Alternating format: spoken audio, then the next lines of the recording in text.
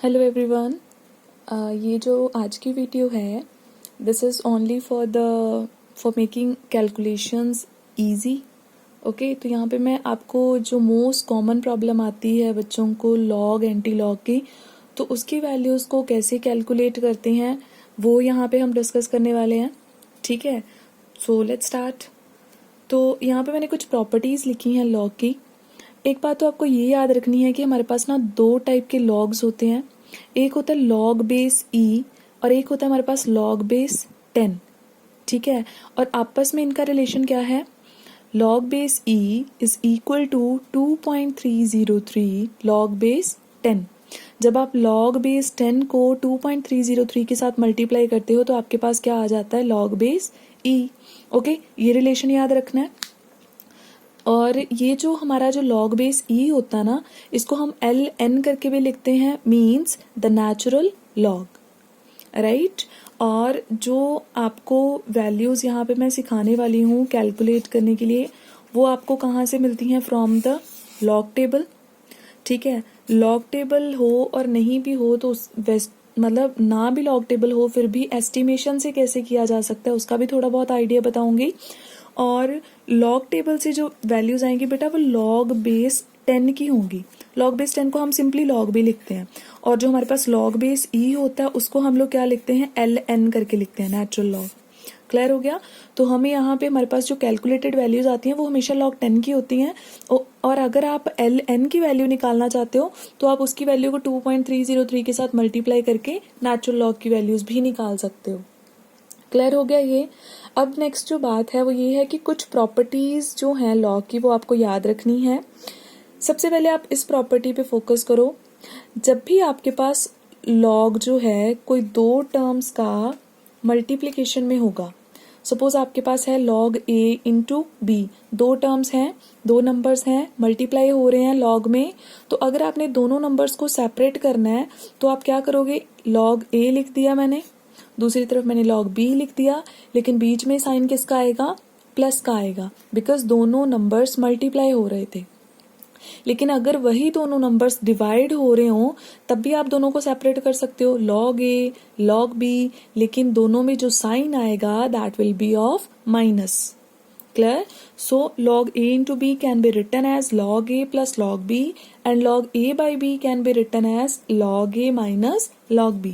और रही बात आपकी इस प्रॉपर्टी की, तो यहाँ पे है हमेशा पावर्स की बात।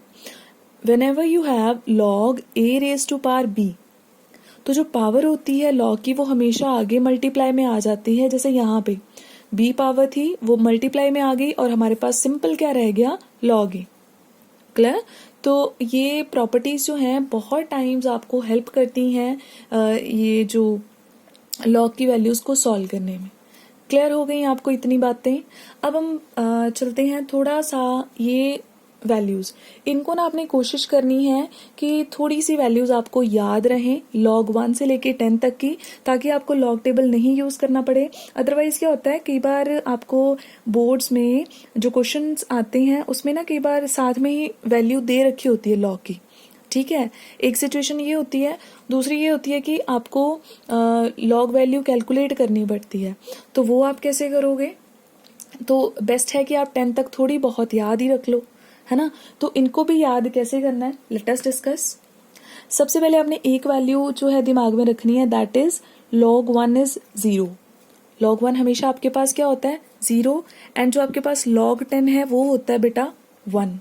तो इसका मतलब log की जो वैल्यूज हैं आपके पास 0 से लेके 1 के बीच में वेरी करेंगी। ठीक है, log 1 to 10 तक की वैल्यूज। अब सबसे पहली जो वैल्यू आपने याद रखनी है log 2 की, दैट इज 0.3। बस इस वैल्यू को याद रखना है, बाकी सारी ऑलमोस्ट आपकी हो जाएंगी। ठीक है, log 2 is 0.3 approximate, otherwise it is 0.3010। Okay, so approximate value is log 0.3। अब हम log की प्रॉपर्टी लगाएंगे। हमारे पास क्या है? log 4। तो यहां मैं अलग से आपको सॉल्व करके बताऊं। आपके पास क्या है? log 4। आप log 4 को लिख सकते हो log 2 raised to power 2, because it is 2 2 4 ना। तो हम यहाँ पे ये प्रॉपर्टी लगा सकते हैं कि पावर जो है वो हमेशा कहाँ पे आ जाती है? मल्टीप्लाई में, और आपके पास यहाँ पे सिर्फ क्या रह जाएगा? log 2, right. हम log 4 को 2 इंटू log 2 लिख सकते हैं। तो log 2 की वैल्यू तो हमारे पास कितनी है 0.3। तो जब आप उसको 2 के साथ मल्टीप्लाई करोगे तो वैल्यू क्या बन जाएगी, इट विल बी 0.6। समझ में आया इतना, 0.3 और log 4 की वैल्यू क्या आ जाएगी 0.6। ठीक है, अब हम बात करते हैं log 8 की। तो बेटा log 8 को आप क्या लिख सकते हो, अब यहाँ पे सॉल्व करते हैं। आपके पास है log 8, log 8 को आप ऐसे करके लिख सकते हो log 2 रेज टू पावर 3, है ना। तो 3 आपका मल्टीप्लाई में आ जाएगा और पीछे क्या रह जाएगा, सिर्फ log 2। तो log 2 की वैल्यू होती है 0.30, तो उसको किसके साथ मल्टीप्लाई कर दोगे, 3 के साथ। तो आपके पास log 8 की वैल्यू क्या आ जाएगी 0.9। क्लियर, यहाँ तक आपको क्लियर हो गया। उसके बाद में तो log 2 से log 4 log 8 तक की वैल्यूज आ गई। ठीक है, अब आपने फाइंड आउट करनी है log 3 की वैल्यू। तो बेटा यहाँ पे हमेशा एक चीज़ याद रखना कि इन वैल्यूज़ का जो ऑलमोस्ट मिड पॉइंट होगा ना, उसके नियर बाय ही वैल्यू होगी। अब जैसे यहाँ पे log 3 है, सॉरी यहाँ पे 0.3 है, यहाँ पे 0.6 है, तो दोनों का मिड पॉइंट कितना आएगा 0.45 आएगा। और आपको पता है log 3 की वैल्यू जो होती है वो भी नियर बाय 80 होती है, it is actual value is 0.477। तो आप नियर बाय वैल्यू तक जो है अप्रोच कर सकते हो। क्लियर हो गया, log 3 की वैल्यू इसकी ऑलमोस्ट मिड के पास आ गई। अब रही बात log 9 सॉल्व कर सकते हैं, कैसे सॉल्व करोगे, you know that log 9 can be written as log 3 raise to power 2, 3 3 9 ना, सो 2 आपका मल्टीप्लाई में आ गया, पीछे क्या रह जाएगा log 3। तो log 3 की वैल्यू क्या होती है आपके पास 0.477। तो जब आप इसको मल्टीप्लाई करोगे then you will get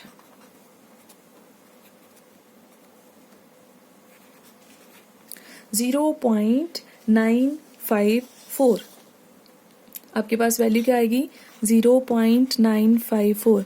और वो वैल्यू आप ऐसे भी निकाल सकते थे, देखो ध्यान से, log 8 की वैल्यू कितनी है 0.9, log 10 की वैल्यू कितनी है 1, दोनों का मिड पॉइंट यह आता है, अप्रॉक्सीमेटली 0.95 आएगा ना, 95 के करीब 9 और 1 का।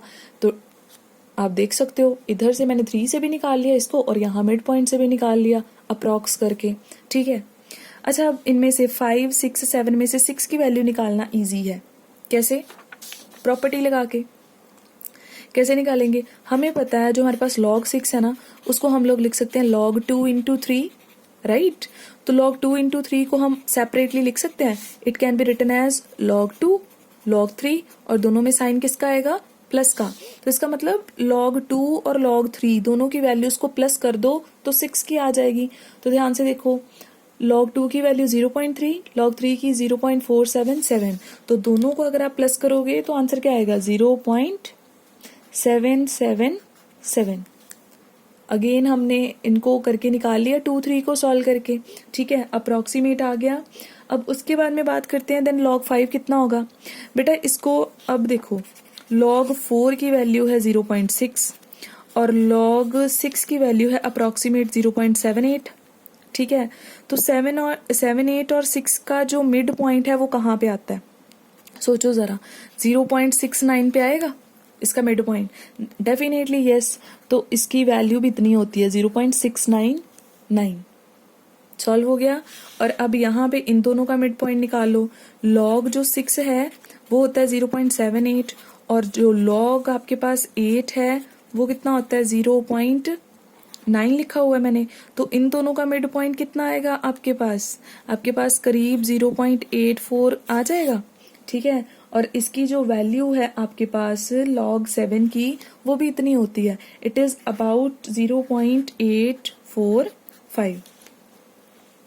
तो क्लियर हो गया कि आपने log 10 तक की वैल्यूज को कैसे याद रखना है। याद आपने कुछ नहीं रखा, सिर्फ एक log 2 की वैल्यू आपको पता होनी चाहिए, बाकी सारी उसी से ही डिराइव हो गई। मिड पॉइंट मतलब दोनों वैल्यूज का ऑलमोस्ट जो है एवरेज निकाल के ही आपका बीच वाली वैल्यू जो है वो आ जाती है। ठीक है, अब ये तो हो गया कि आपने याद कैसे रखनी है 1 to 10 तक की वैल्यू। होप आपको अब इजी लगेगा करना। तो अब हम कंटिन्यू करते हैं कि हमने log की values from the log table कैसे सॉल्व करनी है. Okay, so let's start it. So now we are going to start from log table. तो मैंने ना यहाँ पे कुछ पर्टिकुलर एक दो एग्जाम्पल लिखी हैं, उसी से ही आपका सारा क्लियर हो जाएगा, राइट. तो और उसी अकॉर्डिंग ना मैंने लॉग टेबल भी बना रखा है. ठीक है, तो मैं यहाँ पे बेटा जो एग्जाम्पल्स हैं आपके सामने वो ले रही हूँ. एक मैं लिख रही हूँ वैल्यू लॉग 2.032. एक लिख रही हूँ मैं लॉग 0.32. एक मैं लिख रही हूँ लॉग 203.2. ये मैंने 3 वैल्यूज लिखी हैं. ठीक है, तीनों लॉग की वैल्यूज को आपने कैलकुलेट करना है. अब कैसे कैलकुलेट करना है, मैंने इनको ऐसे क्यों लिखा है, इनमें डिफरेंस देखो, सिर्फ डेसिमल शिफ्ट हो रहा है यहाँ से नेक्स्ट देन नेक्स्ट. ठीक है, तो आपने सॉल्व कैसे करना है. सबसे पहले तो बेटा आपको चाहिए क्या, लॉग टेबल. ठीक है, तो मैं आपको यहाँ पे मैंने लिटिल बिट लिखा हुआ है कुछ ऐसे. लॉग एंड एंटी लॉग मैंने दोनों बना रखे थे थोड़े थोड़े. ये देखो लॉग टेबल आपका कुछ ना ऐसे होता है कि लेफ्ट साइड पे वैल्यूज दे रखी होती हैं, 10 से कॉन्टिन्यूटी में चलती हैं, 10, 11, 12, 13, 20. मैंने 10 और 20 की वैल्यूज लिखी हैं क्योंकि मेरे मतलब एग्जाम्पल में वही यूज होने वाली हैं. और यहाँ पे 0, 1, 2, 3, 4, 9 तक नंबर लिखे होते हैं और उनके विद रिस्पेक्ट टू वैल्यूज भी दे रखी होती हैं. एंड देन लास्ट में ना आपके पास मीन डिफरेंस होता है, और मीन डिफरेंस 1 से लेके 9 तक काफ़ी सारी वैल्यूज जो हैं आपको गिवन है. लॉग का टेबल भी ऐसा ही होगा और आपके एंटी लॉग का टेबल भी सिमिलरली होगा. ठीक है, अब आप ध्यान से सुनो, आपने क्या करना है. आपने क्या करना है, आपने सिर्फ फर्स्ट 2 डिजिट चेक करनी है ऑलवेज. फर्स्ट 2 डिजिट जो है वो क्या है, 20, 20 आ गया. तो इसका मतलब हमने लॉग टेबल से किसकी वैल्यू देखनी है, 20 की. और यहाँ पे देखो लॉग 20 की वैल्यू देखनी है हमने. 20 की तो बहुत सारी वैल्यूज हैं, तो हमने क्या करना है, हम सिर्फ 4 डिजिट तक का लॉग निकालते हैं. ठीक है, तो पहली 2 डिजिट की वैल्यूज चेक करनी है with respect to next digit. अब नेक्स्ट डिजिट हमारा क्या है, 3. तो 3 के with respect to value check करेंगे तो कौन सी आएगी, दिस वन.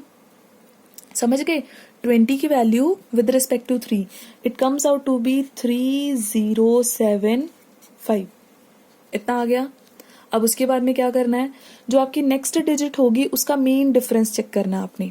तो नेक्स्ट डिजिट का अगर हम इसी में कंटिन्यू करते हैं तो मीन डिफरेंस किसका चेक करना है, 2 का. 2 का मीन डिफरेंस कितना आ रहा है बेटा, 4. समझ रहे हो ना, 4th डिजिट का मीन डिफरेंस चेक करोगे तो कितना आ रहा है, 4. आपने उस मीन डिफरेंस को इस नंबर में क्या कर देना है, प्लस कर देना है. आपके पास आ जाएगा 3079. इतनी वैल्यू आ गई. इतना इजी था. फर्स्ट 2 डिजिट की वैल्यू चेक करी with respect to third, and 4th वाले का मेन डिफरेंस लेकर उसमें ऐड कर दिया. अब ये जो आपके पास वैल्यू आई है ना, this is the value after the decimal. ये डेसिमल के बाद की वैल्यू है. डेसिमल से पहले क्या आना है वो हमने अभी डिसाइड करना है. इतना क्लियर हो गया. अब डेसिमल से पहले क्या आना है, यहाँ पे देखो क्या लिखा हुआ है, 2. डेसिमल से पहले कितने डिजिट्स हैं हमारे पास, देयर इज ओनली 1 डिजिट. आप क्या करोगे, हमेशा उसमें से 1 को माइनस कर दोगे. हमारे पास तो ऑलरेडी 1 डिजिट था, हमने उसमें से 1 माइनस कर दिया तो पीछे क्या रह गया, 0. ठीक है, तो आंसर आ गया आपका. This is the value of log 2.032, right. और अगर हम बात करते हैं नेक्स्ट की, तो नेक्स्ट में देखो, अगर हम बेटा इसकी फिर से वैल्यू चेक करेंगे तो कोई डिफरेंस आएगा. हमने फिर से 20 की वैल्यू देखनी है, विद रिस्पेक्ट टू 3 देखनी है, 2 का हमने मीन डिफरेंस देखना है. तो इसका मतलब वैल्यू तो हमारे पास यही आने वाली है, 0.3079. लेकिन इससे पहले की वैल्यू क्या आएगी, बता सकते हो. इससे पहले की वैल्यू, क्योंकि यहाँ पे 2 डिजिट थे डेसिमल से पहले, तो 2 में से आप क्या कर दोगे, 1 को माइनस कर दोगे तो आपके पास क्या रह जाएगा, 1. तो इसका मतलब इसकी वैल्यू क्या आ जाएगी, 1.3079. और नेक्स्ट में क्या आएगा, अगेन पॉइंट के बाद की वैल्यू तो सेम रहने वाली है, लेकिन इससे पहले क्या आएगा, कितने डिजिट हैं, 3 में से 1 गया तो कितना आ गया, 2. That's it. ठीक है, तो इसका मतलब आपके पास कोई भी 4 डिजिट हो, आपने सिर्फ ये चेक करनी है और आप आराम से निकाल सकते हो किसी भी लॉग की वैल्यू। अब मैं जो नेक्स्ट एग्जांपल लेने जा रही हूँ ना, उसमें ये है कि अगर आपके पास कुछ ऐसी सिचुएशन आ जाती है लाइक दिस,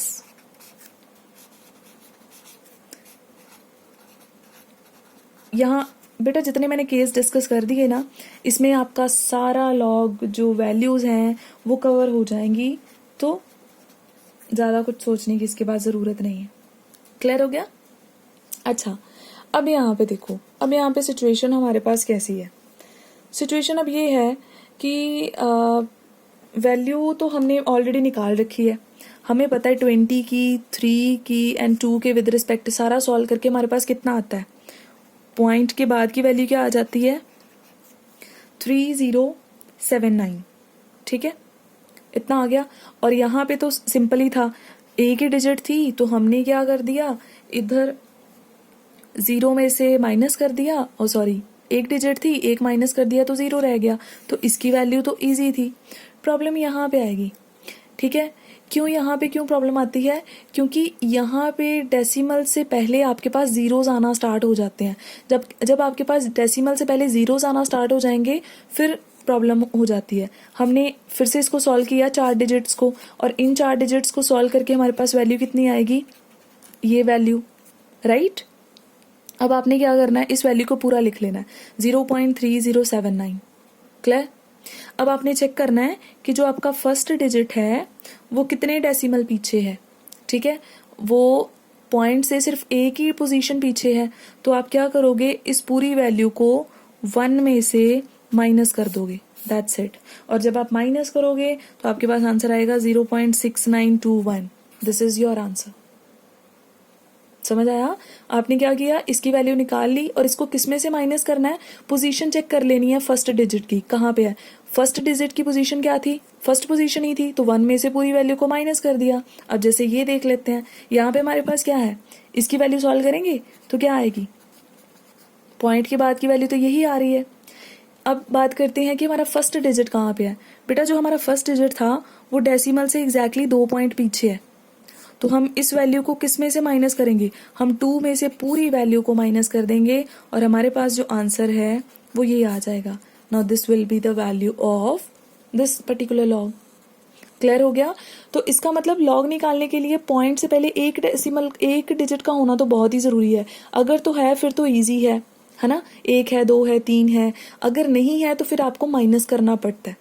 ठीक है, क्लियर हो गया? So this is all about log. Video लंबा हो गया इसीलिए मैं एंटी लॉग को नेक्स्ट वीडियो में कवर करूंगी। Okay, bye bye, thank you.